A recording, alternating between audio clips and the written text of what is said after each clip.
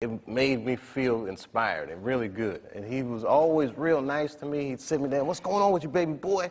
What? We'd talk about comedy, whatever."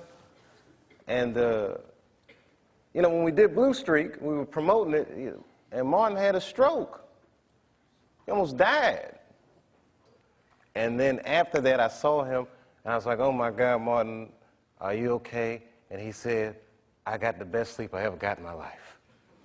That's how tough he is. So let me ask you this. What is happening in Hollywood that a guy that tough will be on the street waving a gun, screaming, "They are trying to kill me"? Yeah. What's going on? Why is Dave Chappelle going to Africa? Why does Mariah Carey make a $100 million deal and take her clothes off on TRL? A weak person cannot get to sit here and talk to you. Ain't no weak people talking to you. So what is happening in Hollywood? Nobody knows. The worst thing to call somebody is crazy, is dismissive. I don't understand this person, so they're crazy. That's bullshit. These people are not crazy. They're strong people. Maybe the environment is a little sick.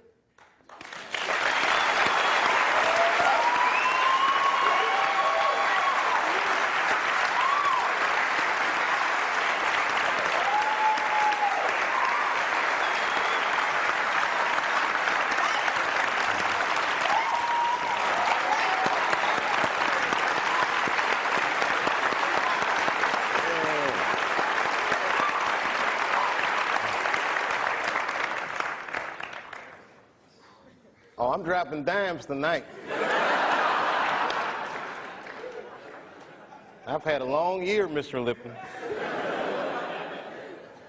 We're on our way. What did you mean, Dave, when you described your father's death in 1998 as the beginning of a terrible decline? I was 23 when I was doing Half Baked. I was getting ready to turn 24. And I was going through all the things that a dude goes through when it goes from one level to the next. I was starring in a movie that I wrote. So things start getting crazy around you. Yeah. And my 24th birthday was coming on August the 24th, and I said, this is going to be a big one. And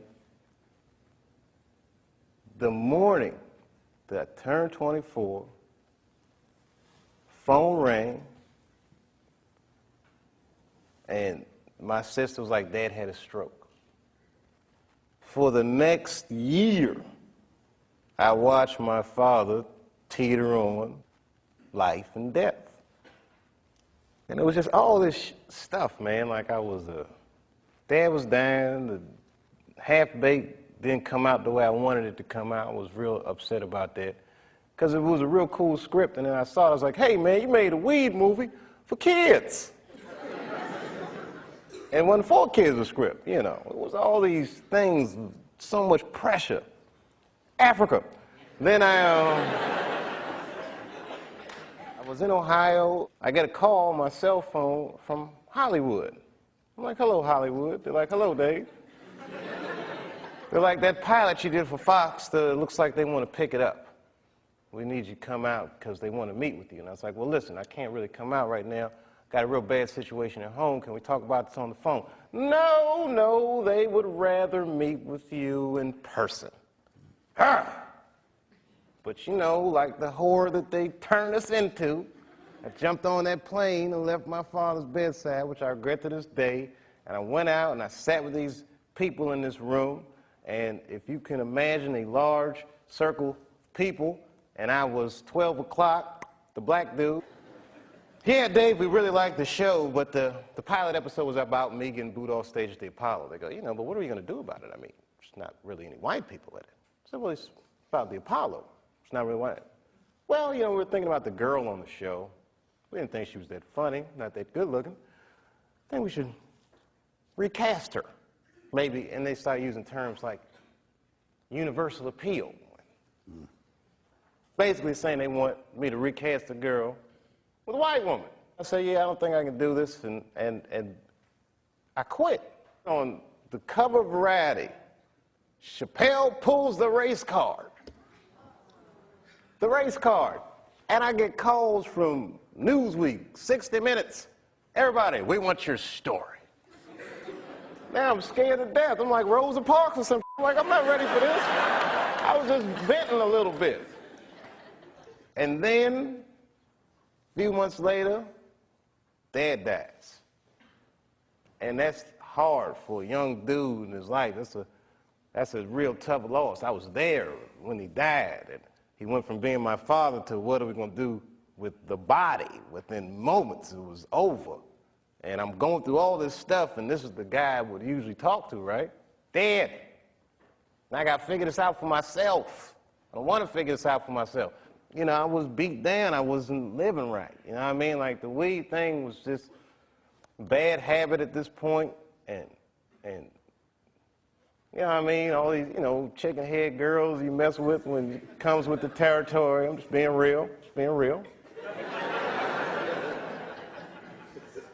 Just wasn't living right, man. I didn't feel good. And the stand-up stuff was just some angry stuff. It was just like I was kind of bottoming out.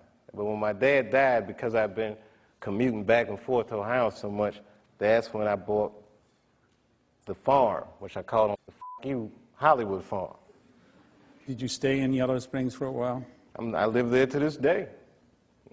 I live there to this day. I'm raising my kids there. Look, man, at that point in your life, it's something so real in contrast to what Hollywood is, a very powerful illusion. And when your dad died, it kind of just broke the spell, like, oh, this is bullshit. Look, I've been spending so much time doing this. What about my family? What about my friends? Wait, whatever happened to my friends? Damn, I don't even have any friends. Ugh. So I bounced, man. New Year's Eve, 1999, I moved into that farm, and that was it. As far as I was concerned, I was done with show business. The comedians I've worked with over the years often don't laugh at jokes. Can you be amused by your own work, by other people?